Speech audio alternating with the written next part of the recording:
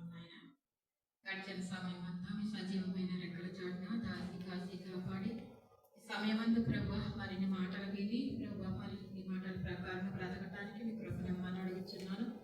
వచ్చిన ప్రతి బిడ్డను మీరు దీవించండి, ఆశీర్వదించండి ప్రభా. ఏ బిడ్డకి ఏ అవసరం ఉన్నదో సమస్తం మెరుగున్న దేవుడు. మనుషులు పై రూపాన్ని చూస్తారు, మీరు హృదయాంతరంగంగా మెరుగున్న దేవుడు, హృదయాన్ని పరిశీలన చేసే దేవుడు ప్రభా. ఎవరైతే ఏ కష్టాల్లో ఉన్నారో ఏ బాధల్లో ఉన్నారో ప్రభా ఆయన ప్రతి ఒక్కరి కష్టాల్లో బాధల్లో మీరు ఆదుకోమని అడుగుతున్నాను. నేనున్నాను అభయాన్ని దయచేయమని అడుగుతున్నాను. ఎన్ని తట్టి ధైర్యపరచమని ప్రభా మీ సన్నిధిలో అడుగుతున్నాను ఆయన. ప్రతి ఒక్కరు మీ మాటలు విని మీతో ఆకర్షింపబడటానికి, మిమ్మల్ని ఆరాధించడానికి, ఆత్మతో సత్యంతో ఆరాధించడానికి మీ కృపను దయచేయండి. నేను ప్రతి బిడ్డను మీరు దీవించండి ప్రభు. వారి బిడ్డలను దీవించండి ప్రభా. వారి కుటుంబాన్ని దీవించండి, మీరు రక్షించమని అడుగుతున్నాను. మీ కొరకు బ్రతకటానికి మీ కృపను అడుగుతున్నాను.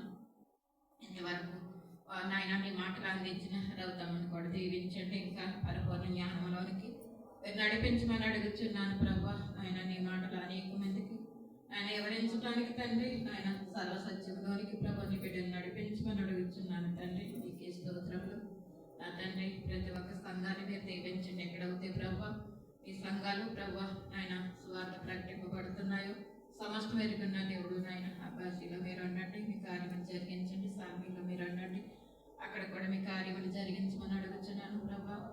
అలాగనే ప్రభా మంగళవారం జరుగుతున్న ప్రతి ఒక్క కార్యక్రమమును ప్రభా ఆశీర్వాదకరంగా దీవెనకరంగా జరిగించమని, అనేక మంది నీ తట్టు ఆకర్షింపబడటానికి సహాయతనిమ్మని, ఆయన ఇంకా స్థిరపరచమని, ఈ సంఘాన్ని బలపరచమని మీరే లేవనెత్తమని అడుగుతున్నాను. ప్రతి బిడ్డని మీరు ఆశీర్వదించండి, ఫలింప దయచేసి మీ నామానికి మహిమ తెచ్చుకోమని, దేవుడు అన్నైనా ప్రార్థన ఆలకించి అంగీకరించి ప్రార్థన ప్రస్వరం దయచేయమని నా ప్రభు యేసు పరిశుద్ధ నామమున అడుగుతున్నాను పరమ తండ్రి.